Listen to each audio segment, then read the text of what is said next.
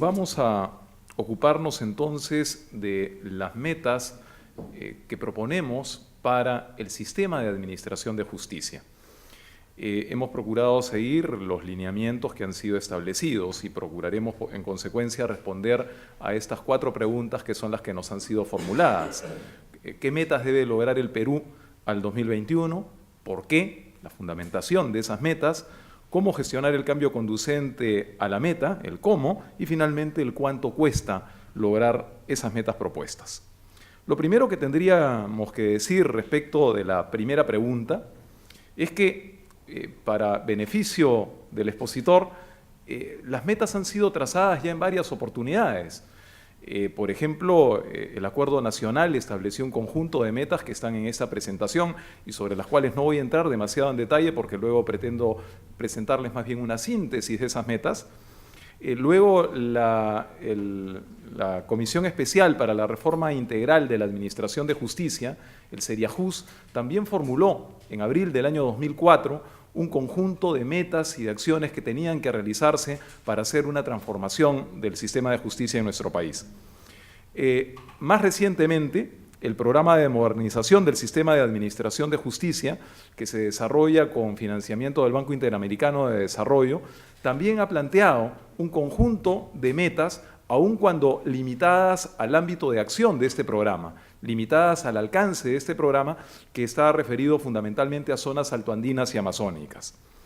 El Centro Nacional de Planeamiento Estratégico, CEPLAN, también ha formulado metas en materia del sistema de justicia y el Poder Judicial, como es lógico, como es natural, también ha planteado sus propias metas en torno a su específico accionar como poder del Estado.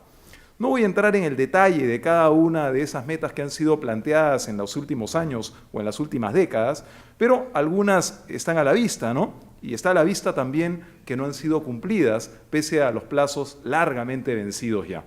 Por ejemplo, al 2006 se pretendía, según el Acuerdo Nacional, tener el 100% de jueces y fiscales titulares, cosa que está muy lejos todavía de ocurrir.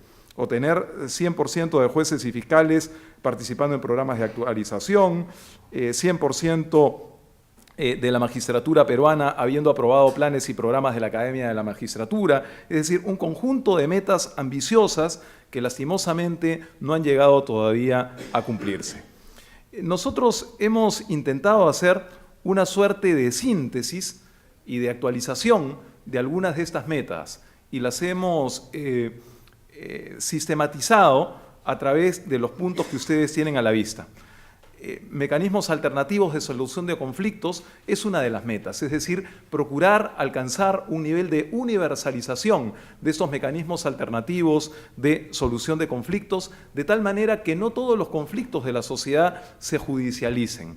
Aun cuando las tasas de litigiosidad en nuestro país no son excesivamente elevadas, como comprobaremos luego con algunos cuadros del Centro de Estudios de la Justicia de América, el CEJA, sin embargo, necesitamos establecer mecanismos alternativos de solución de conflictos que favorezcan de alguna forma la descarga judicial que actualmente es alarmante, como veremos luego. Otro aspecto en el cual es necesario trabajar en torno de metas en el sistema de justicia tiene que ver con la defensa pública.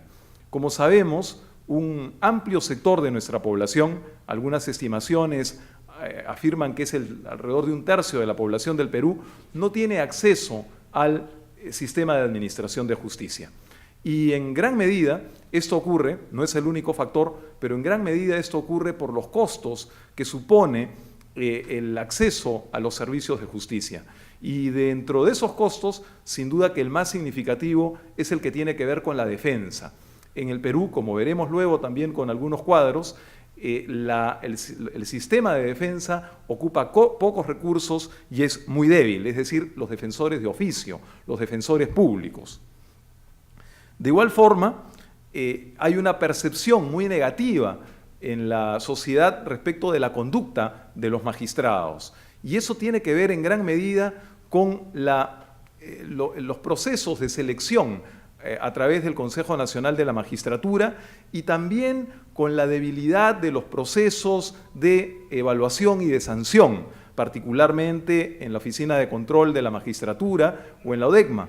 Yo les cuento, por ejemplo, que en estos días yo soy decano en nuestra universidad a cargo de la facultad que incluye Derecho, y los decanos de Derecho de Lima debíamos elegir a un representante ante la ODECMA, la Oficina de Control Interno de la Magistratura en Lima.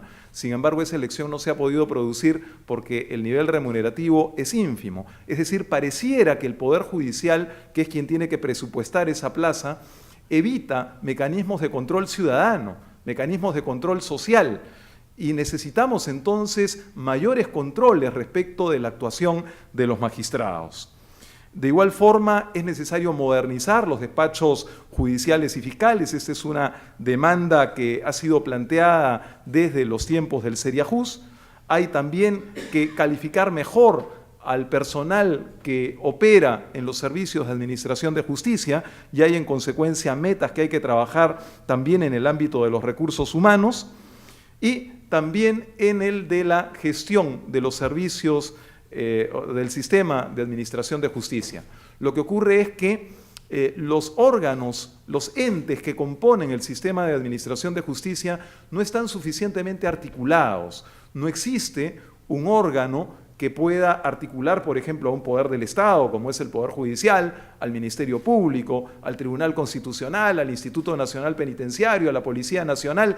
Como ven, se trata de entes que provienen de diferentes poderes del Estado, que tienen distinta jerarquía y en consecuencia ha sido hasta ahora difícil articularlos. No comparten información, hay abundante prueba de ello. Hasta hace algunos años, por ejemplo, 2 o 3 años, habían discrepancias abismales en torno a las tasas de delincuencia que manejaba la Policía Nacional respecto de las que manejaba el Ministerio Público. Ahora se ha establecido un mecanismo de coordinación, pero así como en ese ámbito, hay muchos otros en los cuales es indispensable el establecimiento de mecanismos de coordinación, de articulación entre los diferentes componentes de este sistema de la administración de justicia. De igual forma, en el ámbito de la predictibilidad y la jurisprudencia, no hay una jurisprudencia uniforme, lo cual trae como consecuencia que los fallos judiciales no sean predictibles y consecuentemente, a su vez, la falta de confianza por parte de los justiciables, de quienes participan de los procesos que se instauran ante las autoridades jurisdiccionales. Hay también algunas reformas procesales en marcha que deben ser concluidas, fundamentalmente la reforma procesal penal, la reforma en el ámbito del proceso laboral y también una serie de reformas en los ámbitos familiares, en los ámbitos del derecho de familia, que son las que resultan más urgentes, están en marcha, pero que requieren ser también consolidadas y por lo tanto también es necesario trazar metas al respecto. El sistema penitenciario, otro componente clave en todo este sistema de administración de justicia, también requiere el establecimiento de metas. Vamos a ver ahora, aunque con cierta velocidad, algunas cifras que lo evidencian. En el Perú, un alto porcentaje de los presos no están todavía sentenciados, como es sabido. Y por otro lado, el Perú es probablemente el país de América Latina donde hay un mayor desfase entre la capacidad de absorción de presos, es decir, la infraestructura carcelaria y la cantidad de presos, como vamos a ver en breve.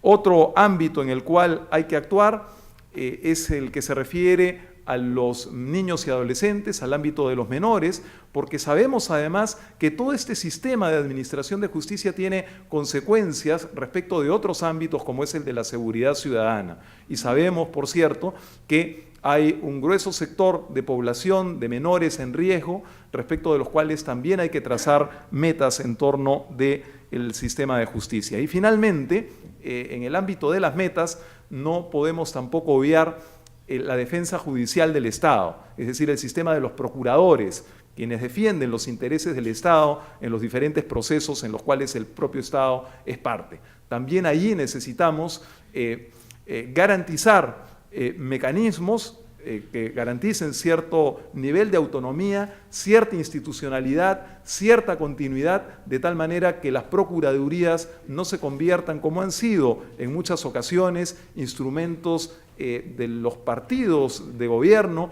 o instrumentos de coyuntura para la actuación política de un gobierno determinado, y no han respondido a políticas de Estado que garanticen la recuperación, por ejemplo, de los recursos que están en juego en muchos procesos en los cuales el Estado es parte.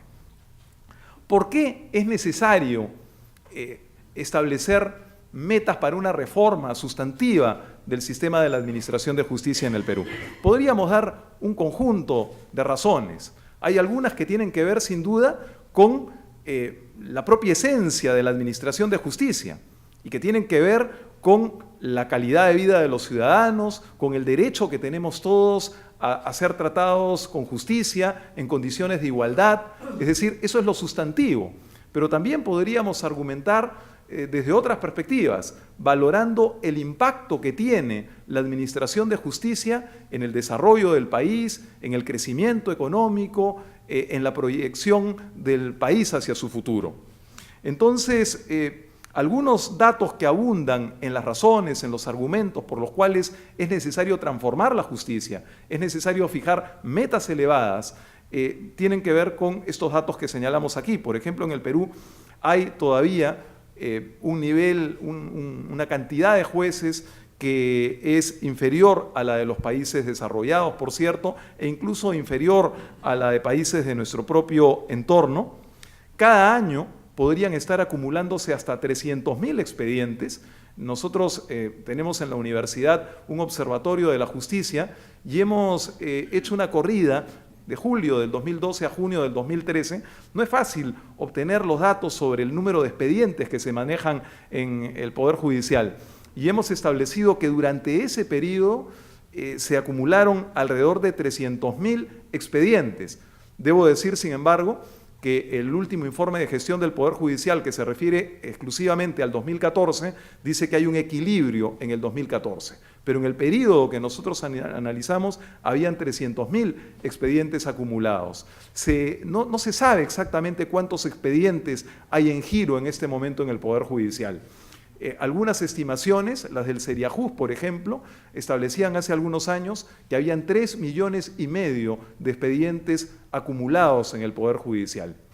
La ministra de Justicia, Rosario Fernández, entonces ministra de Justicia en el año 2010, dijo que habían 2,5 millones de juicios acumulados, de procesos acumulados.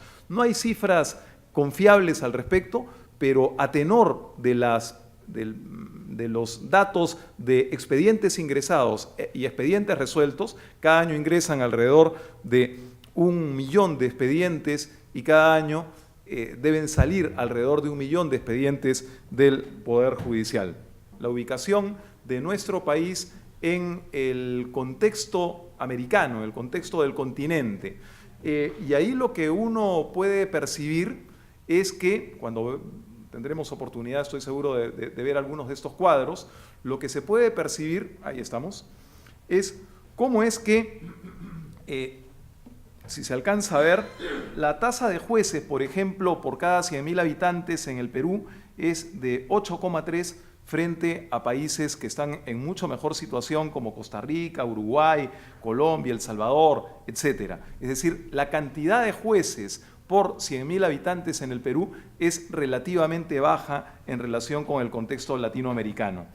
Cuando miramos el porcentaje o los montos destinados a la administración de justicia en los diferentes países del continente, vemos cómo es que el Perú está a la zaga, a la cola, ¿no? Es decir, la inversión en dólares destinados por habitante al Poder Judicial es solamente de 11,82 dólares por habitante. Fíjense ustedes la diferencia con Puerto Rico, Venezuela, Costa Rica o Brasil.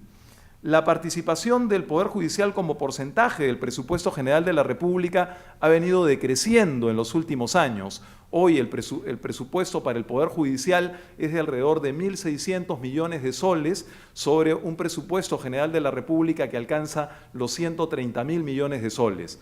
Debo señalar que la Constitución del año 1979, algunos de ustedes lo recordarán, establecía que el Poder Judicial debía tener un presupuesto no inferior al 2% del presupuesto general de la República. Sin embargo, por cierto que esa norma fue derogada ya con la Constitución del año 93, pero estamos lejos de alcanzar esa meta del 2%, que el CERIAJUS, esta Comisión Especial de Reforma Integral de la Administración de Justicia que he citado, consideraba que debía llegar al 4% del presupuesto general de la República, de modo tal que estamos bastante lejos respecto de los montos que se consideran como razonables. La tasa de litigiosidad en el Perú, sin embargo, no es muy elevada, está más o menos dentro de los rangos latinoamericanos. El movimiento de causas y porcentajes de resolución, acá podemos ver cómo es que hay poderes judiciales, hay sistemas de justicia que son relativamente eficientes, todos aquellos que están sobre el 90%, en el caso de Chile o en el caso de Puerto Rico, que incluso resuelve más de lo que ingresa, es decir, va descargando acumulaciones anteriores. A diferencia del Perú, que como ya mencionábamos hace un momento, en el estudio que hicimos de los ingresos y salidas de expedientes entre julio de 2012 y junio de 2013, arrojaba un ingreso de 1.331.000 expedientes ingresados y solamente 1.030.000 resueltos, con lo cual se incrementaba la acumulación de expedientes. En el ámbito del Ministerio Público, una revisión de las cifras indica que nuestros indicadores son adecuados a nivel de la región. No es tanto en el ámbito del Ministerio Público, donde hay que invertir más en designación de integrantes, en la designación de fiscales. Como me quedan pocos minutos, solamente quiero insistir en las cifras que se refieren a los defensores por cada 100.000 habitantes. Vean ustedes que el Perú tiene solamente 2.41, cuando países como Costa Rica tienen 8.93, Uruguay 5.78, es decir, eso tiene relación, guarda relación con el nivel de indefensión en el que se encuentra gran parte de nuestra población.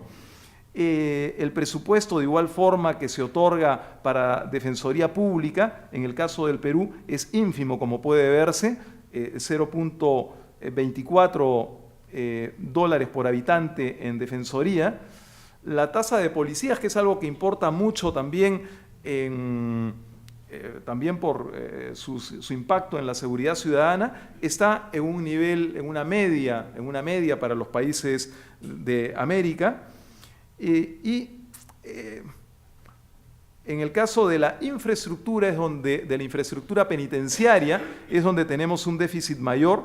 En el Perú tenemos, fíjense ustedes que cuando alcanzan a ver el cuadro, en ningún país de la región es tan grande la diferencia entre la infraestructura penitenciaria y la cantidad de presos. Si ven ustedes, por ejemplo, los casos de México, Argentina, Chile, Venezuela, Puerto Rico, etcétera, pueden ver ustedes que en algunos casos incluso la capacidad penitenciaria, la capacidad de infraestructura excede el número de presidiarios, mientras que en el caso de nuestro país, sobre un total de 75.379 internos, la capacidad de albergue para esos internos es solamente de 33.337 y la sobrepoblación de más de 42.000 presos. De modo que es ahí donde tenemos el mayor déficit en materia del sistema de administración de justicia. Antes de concluir, solamente quisiera señalar que el impacto que la administración de justicia puede tener es muy alto en una serie de ámbitos. Me referiré puntualmente a dos. Uno tiene que ver con la corrupción. La corrupción, por ejemplo, en el Perú, según amplio consenso, le cuesta al país alrededor del 10% del presupuesto general de la República. Sobre 130.000 millones de soles, estamos hablando entonces de 13.000 millones de soles. Esos 13.000 millones de soles representan aproximadamente el 2% del Producto Bruto Interno. Un sistema de justicia que fuera suficientemente disuasivo podría incidir sustancialmente en la reducción de la corrupción en el país.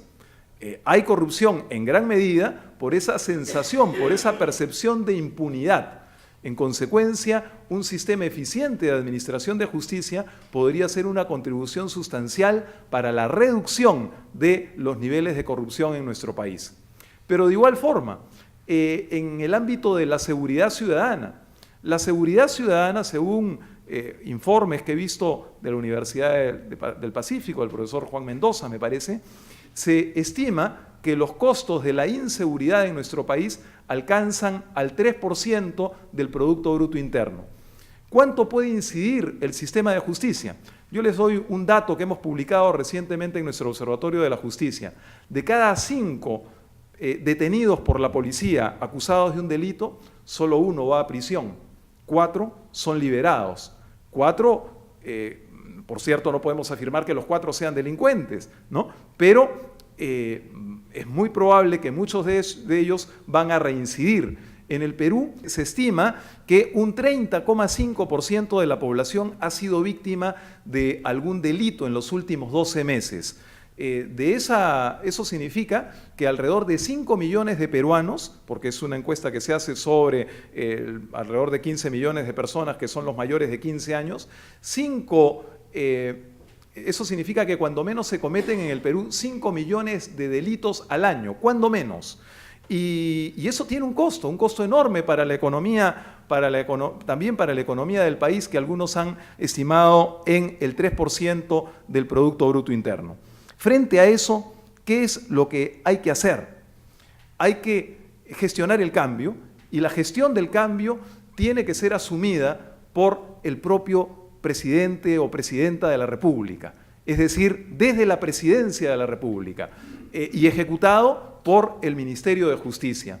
Porque, como decíamos al inicio, se trata de un conjunto de componentes donde todos tienen que funcionar armónicamente, de un modo integrado, de tal modo que, como se trata de entes que provienen de poderes distintos y además de jerarquías distintas, es difícil que pueda tener el liderazgo una de esos entes, sino tiene que ejercerse desde la Presidencia de la República y bajo la ejecución del Ministerio de Justicia. ¿Cuánto cuesta lograr las metas que detallaremos y que están detalladas en el paper que entregaremos en su oportunidad? Estimamos que alrededor de 3.000 millones de soles, pero el mayor costo, un poco más señalamos, 4.600 millones de soles, pero la mayor parte de ese costo tiene que ver con la infraestructura penitenciaria. Sin embargo, esos 4.600 millones de soles no deben sorprendernos demasiado, porque hablamos de 4.600 millones de soles a lo largo de los próximos 5 años, hasta llegar al 2021. Tengan ustedes presente que, por ejemplo, el Poder Judicial pidió para el ejercicio 2015 un presupuesto equivalente a alrededor de 2.800 millones de soles y solo le entregaron alrededor de 1.600 millones de soles. Es decir, esta cifra de 4.600 millones de soles es consistente con la experiencia internacional, es consistente con la propia demanda del Poder Judicial y es consistente con las propias cifras de la Seriajus, que hace ya más de 10 años, para su plan de reforma planteaba una necesaria inversión de 350 millones de dólares. Hay que invertir en justicia. La justicia es rentable. La institucionalidad es un capital intangible respecto del cual no podemos mirar en sentido contrario. Tenemos que atender las necesidades de justicia de nuestra población por razones éticas, por razones de ciudadanía, pero también incluso por razones de orden económico, porque aspiramos legítimamente los peruanos a un proyecto de vida en común mucho más acorde con las condiciones de ciudadanía y de civilidad de nuestro tiempo. Muchas gracias.